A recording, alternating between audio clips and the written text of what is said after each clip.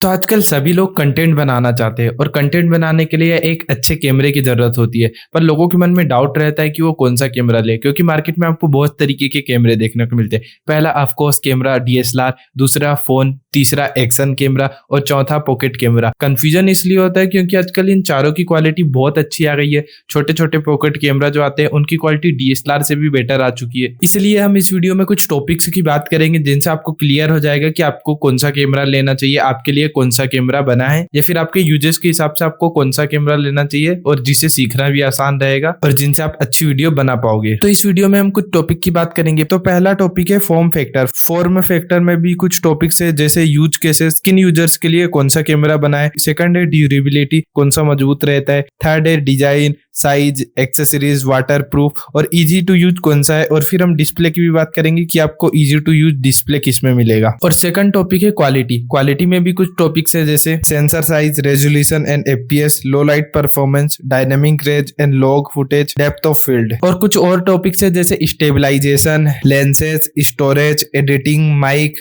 Auto tracking, price. और फिर हम लास्ट में बात करेंगे फाइनल वर्डिक्ट की कि आपके लिए कौन सा कैमरा है और आपको कौन सा कैमरा लेना चाहिए। तो चलो सबसे पहले हम बात करते हैं फॉर्म फैक्टर की। तो सबसे पहले बात करते हैं हम डीएसएलआर की। तो जो डीएसएलआर है वो नॉर्मल पर्सन्स के लिए नहीं होता है, क्योंकि उन्हें सीखने में टाइम लगता है। अगर आप सीखे हो तो ऑफकोर्स यूज कर सकते हो, पर जो डीएसएलआर है वो सिनेमेटोग्राफर्स यूज करते हैं, वेडिंग वाले यूज करते हैं, या फिर वो यूट्यूबर्स करते हैं जिनको अच्छा खासा एक्सपीरियंस हो, जिनके पास टीम हो, ताकि वो शूट कर पाए। क्योंकि डीएसएलआर से सिंगल पर्सन शूट करना खुद का टफ होता है थोड़ा। हाँ, अगर आप ऐसे मोबाइल रख के वीडियो बनाते हो तो आप डीएसएलआर को रख सकते हो, क्योंकि डीएसएलआर में एक और फायदा मिलता है कि आपको फ्लिप डिस्प्ले मिलता है। लगभग हर डीएसएलआर में आपको फ्लिप वाला डिस्प्ले मिलता है, जिसकी वजह से आप ऐसे बैठ के व्यू देख सकते हो। मैं तो अभी मोबाइल से शूट करता हूँ तो मुझे 4 बार ऐसे देखना पड़ता है कि मैं वीडियो सही है कि नहीं। पहले बैठता हूँ, फिर चेक करता हूँ, फिर चेक करता हूँ, ऐसे करके चेक करना पड़ता है। पर डीएसएलआर में फ्लिप डिस्प्ले रहता है, तो अगर आप ऐसे बैठ के वीडियो बनाते हो तो आप डीएसएलआर से आसानी से शूट कर सकते हो, या फिर अगर आपके पास टीम है तो टीम आपकी शूट कर सकती है। पर अगर आप नॉर्मल पर्सन हो और खुद ही व्लॉग्स वगैरह बनाते हो तो डीएसएलआर थोड़ा टफ होता है। हाँ, पहले के टाइम पर डीएसएलआर यूज करते थे व्लॉगर से, ऐसे गोरिल्ला पोड में लगाकर डीएसएलआर से व्लॉग्स बनाते थे। पर आजकल जो मोबाइल्स की क्वालिटी है, आईफोन की खासकर,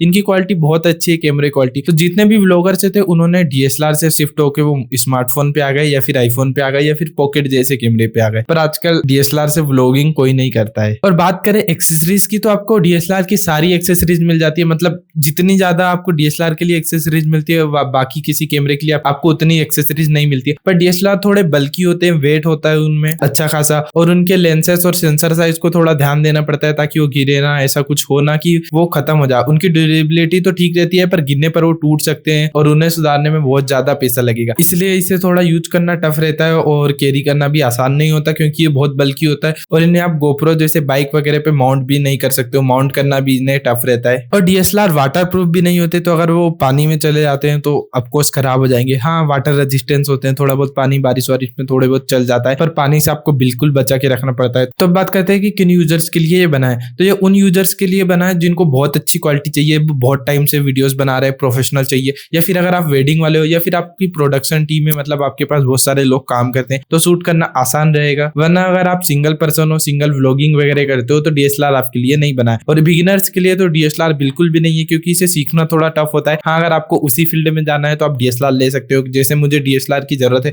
क्योंकि मुझे इसी फील्ड में जाना है, पर मेरे पास अभी डीएसएलआर लेने के पैसे नहीं है, तो बहुत जल्द ले लेंगे। अभी तो मोबाइल से ही काम चलाते हैं। ऐसे ही आप स्टार्टिंग में मोबाइल से काम चला सकते हो, बाद में आप जैसे जैसे क्वालिटी इंप्रूव करोगे आप डीएसएलआर ले सकते हो। और अब बात कर लेते हैं मोबाइल की। तो मोबाइल्स की तो क्या ही बात करें, क्योंकि आजकल जो क्वालिटी है वो बहुत सुपर आने लगी है। आईफोन की खासकर इतनी अच्छी क्वालिटी आती है, सैमसंग की एस सीरीज हो गए, वीवो की भी हो गए, ओप्पो के भी हो गए, इन सभी की कैमरा क्वालिटी बहुत अच्छी है, जिसकी वजह से आजकल लोग व्लॉगिंग से लेकर शॉर्ट फिल्म या पूरी फिल्म बना देते हैं। बहुत सारी मूवीज है जो आईफोन पे शूट हुई है पूरी A to Z। और फोन से आप न्यूज शूट कर सकते हो, शॉर्ट फिल्म, व्लॉगिंग, या फिर किसी भी तरह की यूट्यूब वीडियोस या किसी भी तरह की वीडियोस आप आईफोन और एंड्रॉइड स्मार्टफोन से शूट कर सकते हो। आजकल बहुत अच्छी क्वालिटी है। और एक बार और अच्छी है कि स्मार्टफोन के सीखने की जरूरत नहीं पड़ती, बस आप ऐसे मोबाइल निकाल कर रिकॉर्डिंग ऑन ऑफ कर सकते हो, सीधा स्टार्ट कर सकते हो वीडियो रिकॉर्ड करना। इसे सीखने की जरूरत नहीं होती, क्योंकि बचपन से मोबाइल चलाना आ जाता है, तो इसे सीखना भी टफ नहीं रहता। और इसका कॉम्पैक्ट छोटे साइज होने की वजह से इसे आप पॉकेट में ही रख सकते हो। डीएसएलआर जैसे आपको इसको ज्यादा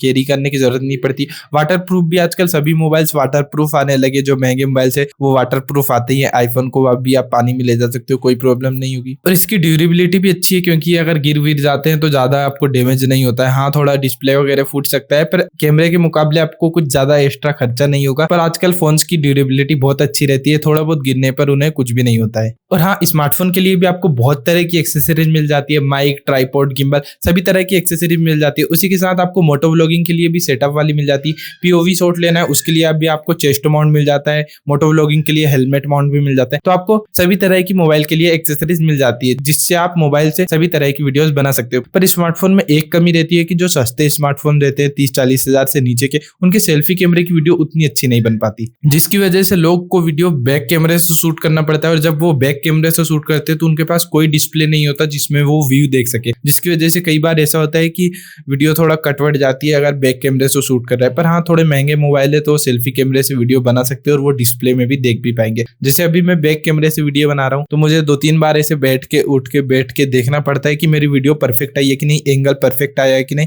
फिर उसके बाद मैं वीडियो बनाने बैठता हूँ। तो बैक कैमरे से वीडियो बनाना थोड़ा टफ होता है क्योंकि डिस्प्ले देखने को नहीं मिलता है। तो अब बात कर लेते हैं एक्शन कैमरे की। एक्शन कैमरे 2 तरीके के आते हैं, एक 360 डिग्री व्यू वाला आता है और एक गोप्रो टाइप के कैमरे आते हैं जो स्मॉल साइज के होते हैं, जिनकी स्टेबिलिटी बहुत अच्छी रहती है, जिसकी वजह से मोटो व्लॉगिंग में यूज आते हैं या फिर एक्शन शूट करने में यूज आते हैं। तो सबसे पहले हम गोप्रो टाइप के कैमरे की बात कर लेते हैं। ऑफ कोर्स गोप्रो सबसे टॉप लेवल पे, इसलिए हम गोप्रो की बात करते हैं। तो जो गोप्रो है उनके यूजर्स थोड़े अलग ही रहते हैं, नॉर्मल पर्सन नहीं रहते, क्योंकि गोप्रो का डिजाइन, ड्यूरेबिलिटी इस तरीके से बनाया जाता है ताकि उससे एक्शन शूट हो सके और वाटर प्रूफ भी रहता है, जिससे आप स्विमिंग पूल वगैरह में भी ले जा सकते हो। और इसकी बहुत सारी एक्सेसरीज मिलती है जिसकी वजह से आप इसे कहीं भी माउंट कर सकते हो। और ये मेनली एक्शन शूट करने के लिए होता है। एक्शन शूट मतलब या आप मोटो व्लॉगिंग कर रहे हो या फिर आप साइकिलिंग कर रहे हो, स्पोर्ट शूट कर रहे हो, इन सब के लिए एक्शन कैमरे बने होते हैं। और ये बहुत ज्यादा ड्यूरेबल भी होते हैं और इनकी स्टेबिलिटी अच्छी रहती है, जिसकी वजह से फुटेज बहुत अच्छी निकल कर आती है और गिरने पड़ने पर ये आसानी से टूटते फूटते भी नहीं है। गोप्रो पर जो 360 कैमरा है उसकी ड्यूरेबिलिटी बहुत बेकार रहती है, क्योंकि थोड़े से गिरते हैं तो वो डिस्प्ले चले जा सकते हैं। मैं आगे बात करने वाला हूँ। और गोप्रो से आप मोटो व्लॉग शूट कर सकते हो, पीओवी शॉट शूट कर सकते हो, साइकिलिंग शूट कर सकते हो, इस तरीके की जितनी भी सारी स्पोर्ट टाइप की एक्टिविटी रहती है उन्हें आप गोप्रो से शूट कर सकते हो। और एक्शन के साथ साथ आप इससे व्लॉगिंग भी कर सकते हो, क्योंकि इसमें आपको फ्रंट में भी डिस्प्ले देखने को मिलता है, बैक में तो डिस्प्ले मिलता है, साथ ही फ्रंट में भी डिस्प्ले देखने को मिलता है, जिसकी वजह से अगर आप व्लॉग कर रहे हो तो आपको व्यू समझ में आ जाता है कि कितना व्यू आता है। और ये थोड़ा वाइड शूट करता है, जिसकी वजह से आप व्लॉगिंग करते हो तो एक अच्छा बैकग्राउंड कवर हो जाता है। और ये इजी टू यूज भी होता है, ज्यादा आपको टफ नहीं लगेगा, आसान होता है सीखना। आप 1-2 हफ्ते यूज करोगे तो आप आसानी से इसे सीख जाओगे। डीएसएलआर जैसे इसे सीखना टफ नहीं होता, आसानी से आप इसे यूज करना सीख जाओगे। और जो दूसरे टाइप के एक्शन कैमरे होते हैं वो होते हैं 360 व्यू वाले। 360 व्यू मतलब आप ऐसा 300 डिग्री पूरा रिकॉर्ड कर सकते हो इस कैमरे से। या वो लोग यूज करते हैं जिन्हें कुछ क्रिएटिव शॉट लेना, या फिर इसे मोटो व्लॉगर्स भी यूज करते हैं। ये थोड़ा क्रिएटिव शॉट लेने के लिए यूज होता है। इसका डिजाइन और साइज कॉम्पैक्ट होता है, जिससे आप इसे भी कहीं भी माउंट कर सकते हो। इसमें भी आपको बहुत सारी एक्सेसरीज मिल जाती है, जिससे आप इसे हर तरीके से यूज कर सकते हो। ये वाटर प्रूफ भी होता है, जिसकी वजह से इसे आप 5 से 15 मीटर तक वाटर में भी ले जा सकते हो, कुछ नहीं होने वाला। पर ये ड्यूरेबल नहीं होते। ड्यूरेबल इन द सेंस कि इसमें आपको जो लेंसेज मिलते हैं वो 180 डिग्री के 2 लेंसेज मिलते हैं, जो कि बाहर की तरफ उभरे होते हैं। अगर ये थोड़ा सा भी गिरता है तो इसमें स्क्रैचेस आ सकते हैं या फिर इसके लेंसेज डैमेज हो सकते हैं, जिसकी रिप्लेसमेंट कॉस्ट ऑफ कोर्स थोड़ी ज्यादा आएगी और रिप्लेस करना भी थोड़ा टफ होता है। आसानी से इसके आपको सर्विस सेंटर नहीं मिलेंगे, जिसकी वजह से ड्यूरेबल तो बिल्कुल भी नहीं होता। इसको आपको बहुत संभाल के रखना पड़ता है, केसेस लगा के रखना पड़ता है ताकि ये गिरे तो भी इसको कुछ नहीं हो। पर हाँ, ये नॉर्मल पर्सन के लिए नहीं है। आप अगर नॉर्मल पर्सन हो, आपके पास कोई कैमरा वगैरह नहीं है, तो इसके लिए आप बिल्कुल मत जाना। ये थोड़े क्रिएटिव पर्सन के लिए या मोटो व्लॉगर्स के लिए या फिर उनके लिए जिनके पास डीएसएलआर, आईफोन और बाकी एक्शन कैमरे हैं, तो वो एक्स्ट्रा अगर उनको चाहिए, उनके पास पैसे है तो आपको वो ले सकते हैं। और जो अगले कैमरे हैं वो है पॉकेट कैमरा। आजकल ये बहुत ज्यादा ट्रेंड में चल रहा है क्योंकि इनकी क्वालिटी बहुत अच्छी है और ये मेनली व्लॉगर्स को टारगेट करते हैं। इसमें आपको फ्रंट में डिस्प्ले मिलता है और जो सेंसर साइज रहता है वो भी थोड़ा बड़ा रहता है, जिसकी वजह से क्वालिटी बहुत अच्छी आती है। और आजकल व्लॉगर्स आईफोन की जगह इसे प्रेफर करते हैं, क्योंकि इससे शूट करना भी आसान होता है और इसे सीखना भी आसान होता है। इजी टू यूज है, आप बहुत जल्दी सीख जाओगे और बस डिस्प्ले रोटेट करोगे ये और स्टार्ट हो जाता है, इसलिए ये बहुत अच्छा है। और आजकल सभी व्लॉगर्स इसे यूज करना प्रेफर करने लगे। पर एक बात है, ये उतने ड्यूरेबल नहीं है, अगर गिरते विरते हैं तो थोड़ा खराब हो सकते हैं। और ये वाटर प्रूफ भी नहीं होते, अगर पानी वानी चला जाएगा तो खराब हो सकते हैं। पर ये वाटर रेजिस्टेंस होते हैं, थोड़ा बहुत पानी के छींटे लग जाए तो कुछ भी फर्क नहीं पड़ने वाला है। पर ये ड्यूरेबल नहीं होते, तो इसे संभाल संभाल के रखना पड़ेगा। पर इन कैमरों का साइज बहुत ज्यादा कॉम्पैक्ट होता है, जिसकी वजह से इसे आप कहीं भी कैरी कर सकते हो। पॉकेट साइज के रहते हैं, पॉकेट में आसानी से रख सकते हो और इजी टू इजी कहीं भी आप यूज कर सकते हो। और एक्सेसरीज की बात करें तो एक्सेसरीज जैसा तो इसमें कुछ है नहीं, ज्यादा एक्सेसरीज वगैरह लगती नहीं है, बस थोड़े लेंसेस आते हैं वाइड वाले, वो लग सकते हैं। और इसमें आपको केसेस वगैरह मिल जाएंगे। एक्स्ट्रा बैटरी माउंट करने का भी ऑप्शन आजकल पॉकेट 4 वगैरह में मिल जाता है। और हाँ, एक इंस्टा का लूना आता है, जो कि लूना अल्ट्रा, जो कि महंगा कैमरा है, पर इसमें आपको डिटेचेबल रिमोट मिलता है, जिसकी वजह से इसका डिस्प्ले जो है वो डिटेच हो जाता है, बाहर निकल कर आ जाता है और इसे आप दूर से ही कंट्रोल कर सकते हो। पर DJI के जितने भी पॉकेट सीरीज वाले कैमरे, उनमें आपको डिटेचेबल रिमोट नहीं मिलता, पर हाँ डिस्प्ले मिलता है, जिसकी वजह से आप यूज आसानी से कर सकते हो। और जो सेकंड चीज है और सबसे इंपॉर्टेंट है वो है क्वालिटी। क्वालिटी तो ऑफकोर्स सबके लिए मैटर करता है, क्वालिटी की वजह से तो आप कैमरा लेते हो, वरना आप तो फोन से शूट कर सकते हो। तो सबसे पहले हम बात करते हैं DSLR की। क्वालिटी के मामले में तो DSLR को कोई भी बीट नहीं कर सकता बिकॉज ऑफ इस सेंसर साइज, क्योंकि इसमें आपको सेंसर साइज बहुत ज्यादा मिलता है, जिसकी वजह से बहुत ज्यादा लाइट अंदर आ पाती है और बहुत अच्छी वीडियो क्वालिटी निकल कर आती है। और सेंसर साइज बड़े होने की वजह से आपको बेटर लो लाइट परफॉर्मेंस मिल जाती है, क्योंकि लाइट ज्यादा अंदर आ पाती है, ज्यादा डायनेमिक रेंज मिल पाती है, जिसकी वजह से आप कलर ग्रेडिंग के टाइम उसे बहुत अच्छे से कलर्स निकाल सकते हो। और लॉक फुटेज भी शूट करने का ऑप्शन मिलता है। आप सभी DSLR में तो नहीं मिलता है, जो सस्ते DSLR है उसमें लॉक फुटेज नहीं मिलती, पर जो 60-70 हजार से ऊपर के हैं उनमें आपको लॉक फुटेज का ऑप्शन मिल जाता है, जिसकी वजह से आप इसमें लॉक फुटेज शूट कर सकते हो और कलर्स आप बहुत अच्छे निकाल सकते हो। आपको शेडो और हाईलाइट का ज्यादा कंट्रोल मिल जाता है, जिसकी वजह से आप बहुत अच्छी कलर ग्रेडिंग कर सकते हो। और सेंसर साइज बड़ी होने की वजह से इसमें आपको डेप्थ ऑफ फील्ड बहुत कम मिलती है, जिसकी वजह से जो बैकग्राउंड ब्लर होता है वो एकदम नेचुरल और सिनेमैटिक होता है। और DSLR जैसा नेचुरल बैकग्राउंड ब्लर अभी तक कोई भी कैमरे, बाकी कैमरे नहीं ला पाते हैं, क्योंकि इसका सेंसर साइज बड़ा होता है और नेचुरल और सिनेमैटिक बैकग्राउंड ब्लर निकल कर आता है। और अब बात कर लेते हैं क्वालिटी और रेजोल्यूशन की। तो प्राइस के अकॉर्डिंग आप इसमें 4K, 8K, 16K तक शूट कर सकते हो। और FPS की बात करें तो आप 30 FPS, 60 FPS, 120 FPS, 240 FPS सभी शूट कर सकते हो। ये प्राइस के अकॉर्डिंग वेरिएबल करता है। जैसे मैं आपको थोड़ा 2 कैमरे के प्राइस लिख के रखे मैंने, जो सोनी के हैं, जिसमें से सोनी ZV-E10 जो कि 4K 30 FPS तक शूट कर पाता है, जिसकी प्राइस 50,000 के आसपास है। और उसका सोनी ZV-E10 का Mark II जो मॉडल 2 आया था प्रो वर्जन, वो 60 FPS शूट कर पाता है, 4K 60 FPS, और जिसकी प्राइस 80,000 है। तो आप इसके अकॉर्डिंग सोच सकते हो कि प्राइस के अकॉर्डिंग आपको रेजुलेशन और FPS शूट करने को मिल जाता है। और अब बात कर लेते हैं मोबाइल्स की। तो मोबाइल में भी आपको 4K 30 FPS, 60 FPS, 120 FPS, 8K तक मिल जाता है। जैसे मेरे सैमसंग का S23 फोन है, जो कि 40,000 का मैंने लिया था, इसमें मुझे 4K 60 FPS शूट करने को मिल जाता है और 8K 30 FPS भी शूट करने को मिल जाता है। और जो सैमसंग की S सीरीज की अल्ट्रा वाली, उसमें आप और ज्यादा शूट कर सकते हो। आईफोन में भी आप 4K 120 FPS तक शूट कर पाते हो। तो ये भी प्राइस के अकॉर्डिंग वेरिएबल है। पर जो आजकल महंगे फोन है, जैसे सैमसंग की S सीरीज वगैरह या वीवो की X सीरीज वगैरह और ओप्पो की Find X9 अल्ट्रा और आईफोन के अपर मॉडल या आईफोन के नॉर्मल मॉडल भी, इनकी वीडियो क्वालिटी बहुत अच्छी वीडियो क्वालिटी निकाल के देता है, एकदम तगड़ी, जिसकी वजह से आजकल लोग ज्यादातर स्मार्टफोन को प्रेफर करने लगे, DSLR को यूज नहीं करते, जिन्हें नॉर्मल यूज करना है, क्योंकि वीडियो क्वालिटी इसमें आपको बहुत तगड़ी देखने को मिलती है। और रही बात सेंसर साइज की करें तो आजकल जो महंगे महंगे स्मार्टफोन है उनको सेंसर साइज बहुत अच्छा आने लगा है। ऑफकोर्स DSLR के मामले में तो कुछ भी नहीं है, पर उनकी लो लाइट परफॉर्मेंस बहुत अच्छी निकल के आती है, क्योंकि वो प्रोसेसिंग वगैरह करते हैं, तो लो लाइट परफॉर्मेंस अच्छी निकल कर आ जाती है। पर बात करें डेप्थ ऑफ फील्ड की, तो छोटे सेंसर साइज होने की वजह से इसकी डेप्थ ऑफ फील्ड बहुत ज्यादा होती है, जिसकी वजह से इसमें आपको नेचुरल बैकग्राउंड ब्लर नहीं मिलता है। कुछ कुछ मिल जाता है थोड़ा बहुत, पर ज्यादा बैकग्राउंड ब्लर मिलता नहीं है। और पोर्ट्रेट और सिनेमेटिक मोड टाइप के होते हैं, जिसमें सॉफ्टवेयर बेस्ड ब्लर बनाते हैं वो बैकग्राउंड का, जो कि उतना प्रोफेशनल और नेचुरल नहीं लगता है। तो अगर DSLR के मामले मोबाइल की क्वालिटी देखा जाए तो ऑफकोर्स वीडियो क्वालिटी अच्छी निकल कर आएगी, पर जो बाकी चीज देखे डेप्थ ऑफ फील्ड वगैरह, पर उनके मामले में स्मार्टफोन DSLR के मामले कुछ भी नहीं है। उनके भी सेंसर साइज थोड़े बड़े होते हैं, जिसकी वजह से उनमें आपको ज्यादा डायनेमिक रेंज मिल जाती है,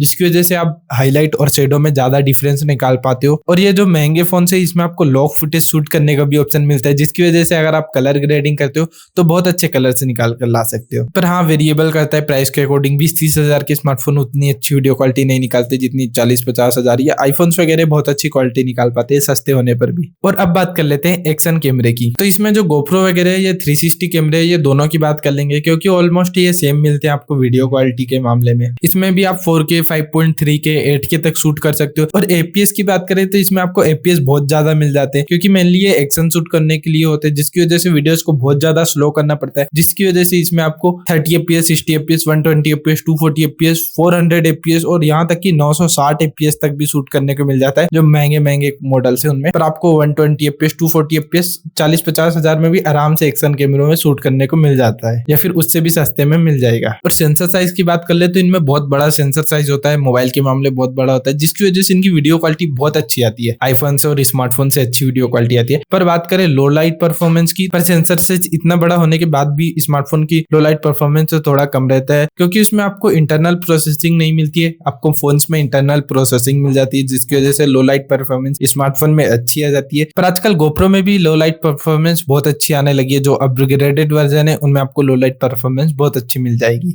और बात करें डेप्थ ऑफ फील्ड की, तो डेप्थ ऑफ फील्ड जैसी इसमें कुछ चीजें नहीं होती है, क्योंकि जो एक्शन कैमरे हैं वो थोड़ा वाइड व्यू शूट करने के लिए बनाते हैं, उनका एंगल भी वाइड होता है, जिसकी वजह से वो पूरा बैकग्राउंड को भी क्लियरली विजिबल कराते हैं। कुछ भी बैकग्राउंड ब्लर नहीं होता है। एक्शन कैमरों में बैकग्राउंड ब्लर होता ही नहीं है, ना ही उसमें कुछ सिनेमैटिक या पोर्ट्रेट टाइप का मोड आता है। और डायनेमिक रेंज की बात करें तो सेंसर साइज बड़ा होने की वजह से इसकी डायनेमिक रेंज आपको बहुत अच्छी मिलती है। इसमें आप शेडो और हाईलाइट में बहुत अच्छा कंट्रोल कर सकते हो, और आपको लॉग में भी शूट करने को देखने को मिलता है, जिसकी वजह से आप कलर ग्रेडिंग के टाइम बहुत अच्छे कलर से निकाल सकते हो। और फोन्स के मुकाबले इसमें आपको बहुत अच्छी डायनेमिक रेंज मिलती है। और अब बात कर लेते हैं पॉकेट कैमरे की। तो ये जो पॉकेट कैमरे हैं इनकी भी वीडियो क्वालिटी लगभग आपको एक्शन कैमरों की तरह ही मिलती है। इसमें भी आप 4K 8K शूट कर सकते हो आसानी से, 120 FPS 240 FPS तक भी शूट कर सकते हो, जिसकी वजह से आपको लगभग ये एक्शन कैमरे की तरह ही आपको रेजुलेशन और FPS दोनों देखने को मिल जाता है। और बात करें सेंसर साइज की, तो सेंसर साइज भी आपको लगभग एक्शन कैमरों की तरह मिल जाता है, जिसकी वजह से इसकी वीडियो क्वालिटी बहुत अच्छी आती है। डायनेमिक रेंज भी इसमें आपको बहुत अच्छी मिल जाती है, जिसकी वजह से आप शेडो हाईलाइट अच्छे से कंट्रोल कर सकते हो, और लॉग में भी फुटेज शूट करने का ऑप्शन मिल जाता है, जिसकी वजह से आप कलर भी बहुत अच्छे निकाल पाते हो। और एक्शन कैमरों में डेप्थ ऑफ फील्ड पूरी होती है, मतलब बैकग्राउंड ब्लर कुछ भी नहीं होता है, पर इसमें आपको डेप्थ ऑफ फील्ड बहुत कम मिलती है, जिसकी वजह से आप नेचुरल बैकग्राउंड ब्लर निकाल पाते हो, बहुत अच्छा बैकग्राउंड ब्लर निकाल पाते हो, एकदम DSLR जैसे।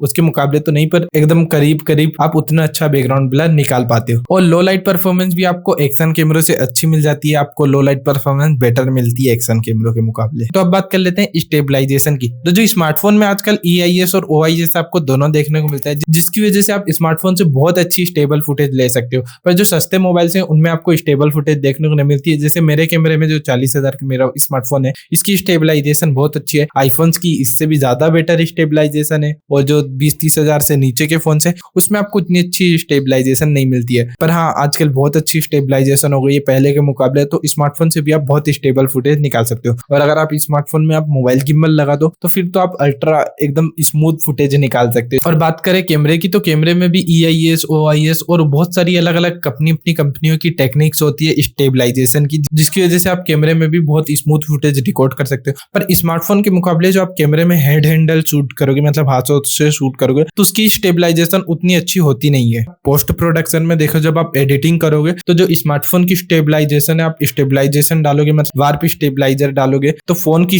फुटेज उतनी स्टेबल नहीं होती जितनी कैमरे की फुटेज स्टेबल होती है। कैमरे की फुटेज बहुत ज्यादा स्टेबल हो जाती है। और अगर आप कैमरे में गिम्बल लगा दो फिर तो स्टेबलाइजेशन की क्या ही बात करेगी, एकदम स्मूथ फुटेज आती है। और उनसे ज्यादा स्टेबल रहती है गोप्रो की फुटेज, क्योंकि गोप्रो इतना ज्यादा स्टेबल फुटेज निकाल के देता है, क्योंकि वो मेनली स्पोर्ट एक्शन वगैरह शूट करने के लिए होता है। और इसमें आपको EIS OIS और बहुत सारी ऐसी टेक्निक्स मिलती है, जिसकी वजह से इसकी स्टेबलाइजेशन एकदम स्मूथ आती है, बहुत स्टेबल फुटेज निकाल कर देता है। और मैंने खुद ने पर्सनली गोप्रो यूज करके देखा है, बहुत मस्त स्टेबलाइजेशन है। और जो गोप्रो की भी स्टेबलाइजेशन को बीट करता है वो है पॉकेट कैमरे, क्योंकि पॉकेट कैमरे में आपको मिलता है मैकेनिकल 3 एक्सेस गिम्बल। इसमें आपको गिम्बल ही मिलता है इनबिल्ट, वो भी 3 एक्सेस, जिसकी वजह से इसकी स्टेबलाइजेशन अल्ट्रा एकदम स्मूथ फुटेज आती है, कुछ भी शेक फुटेज नहीं करता। अगर आप रनिंग कर रहे हो तो भी एकदम स्टेबल फुटेज देखने को मिलती है। और पॉकेट की स्टेबलाइजेशन को कोई बीट नहीं कर सकता, पर जो बीट कर सकता है वो है 360 कैमरा। बात करें 360 कैमरा की, तो इसमें 360 कैमरे में आपको 360 व्यू रिकॉर्ड होता है, जिसकी वजह से ये पोस्ट प्रोडक्शन AI एडिटिंग, मतलब पर्सनली कैमरे के अंदर ही कुछ ऐसी चीजें करता है,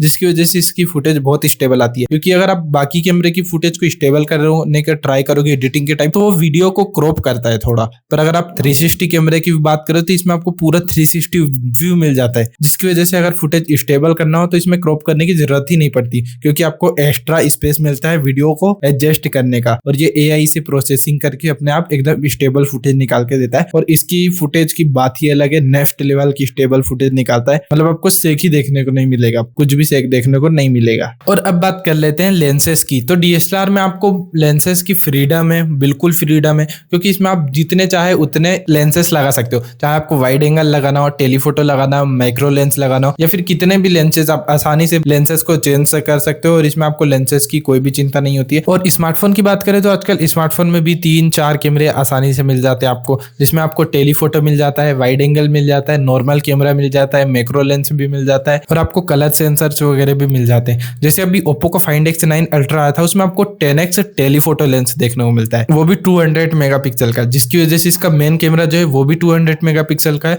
और 10x टेलीफोटो लेंस है वो भी 200 मेगापिक्सल का है, जिसकी वजह से आप जो 1x में फुटेज रिकॉर्ड करते हो वही आप इससे 10x में भी फुटेज रिकॉर्ड कर सकते हो सेम क्वालिटी में। तो स्मार्टफोन में आपको जितने ज्यादा लेंसेस मिलेंगे उतनी ज्यादा फ्रीडम मिलेगी। बात करें मेरे मोबाइल की जो कि सैमसंग S23 है, इसमें मुझे टेलीफोटो लेंस मिलता है जो कि 3.5x है और वाइड एंगल मिल जाता है इसमें, जिसकी वजह से मुझे वाइड एंगल मिल जाता है, व्यू वाइड मिल जाता है और मेन कैमरा भी मिल जाता है, जिसकी वजह से 1x में अच्छी फुटेज रिकॉर्ड कर सकते हो। जितने ज्यादा कैमरे होंगे आप वीडियोस को आप उस तरीके से रिकॉर्ड कर सकते हो। और हाँ, इसमें भी आपको कुछ लेंसेस मिल जाते हैं जिसे आप एक्स्ट्रा अलग से ऊपर ऐसे अटैच कर सकते हो। वीडियो क्वालिटी थोड़ी कम होगी पर उतना फर्क नहीं पड़ेगा, जिसकी वजह से इसमें भी आप अलग अलग एंगल से शूट कर सकते हो। और अब बात कर लेते हैं एक्शन कैमरे की। तो एक्शन कैमरे वाइड एंगल शूट करने के लिए होता है, मेनली उनका फोकस ही होता है कि वो ज्यादा वाइड व्यू कर सके।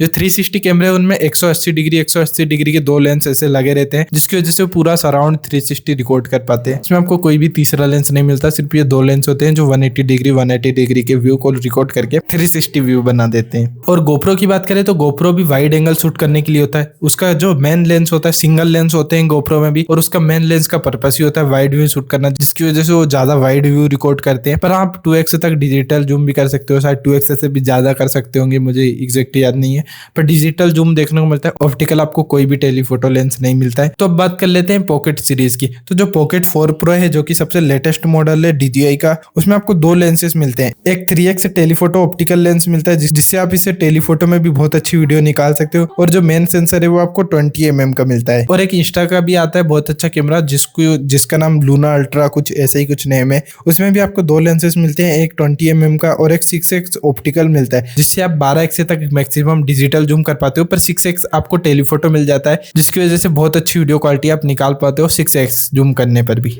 और जो DJI के सस्ते मॉडल्स हैं जैसे पॉकेट 3, पॉकेट 4, इनमें आपको सिंगल लेंस मिलता है जो कि आपको 20mm का व्यू देता है, वाइड व्यू मिल जाता है 20mm का। और इसमें आपको एक मैग्नेटिक लेंस भी मिलता है जिसे आप ऐसे लगा सकते हो। क्रिएटर कॉम्बो में मिलता है जिसका व्यू आपको 15mm का देखना मिलता है। तो अगर आप और वाइड शूट करना चाहते हो तो इसे आप लगा सकते हो, पर एक क्रिएटर कॉम्बो में मिलता है। तो अब बात कर लेते हैं स्टोरेज की। तो आपको DSLR में सिर्फ एक्सटर्नल स्टोरेज मिलता है, जिसकी वजह से आप इसमें चाहो तो 128GB कार्ड, 64GB, 512GB, जितने GB का भी आपको कार्ड लगाना है आप इसमें कार्ड लगा के शूट कर सकते हो। मोबाइल में आपको इंटरनल के साथ एक्सटर्नल स्टोरेज भी मिल जाता है एंड्रॉइड में, पर आजकल सभी स्मार्टफोन में आपको एक्सटर्नल स्टोरेज के लिए कार्ड लगाने का ऑप्शन नहीं मिलता। पर स्मार्टफोन में आपको पेन ड्राइव वगैरह लगा सकते हो, या फिर इंटरनल स्टोरेज आपको 128GB, 256GB, तो प्राइस के अकॉर्डिंग आपको स्टोरेज इनमें मिल जाता है। तो गोप्रो की बात करें तो गोप्रो में आपको एक्सटर्नल स्टोरेज मिलता है, जिससे आप इसमें कोई सा भी कार्ड लगा सकते हो, 128GB, 1TB, अपने हिसाब से जो भी आपको लगाना हो। और पॉकेट कैमरे की बात करें तो DJI का पॉकेट 4, इसमें आपको 107GB का इंटरनल स्टोरेज भी मिल जाता है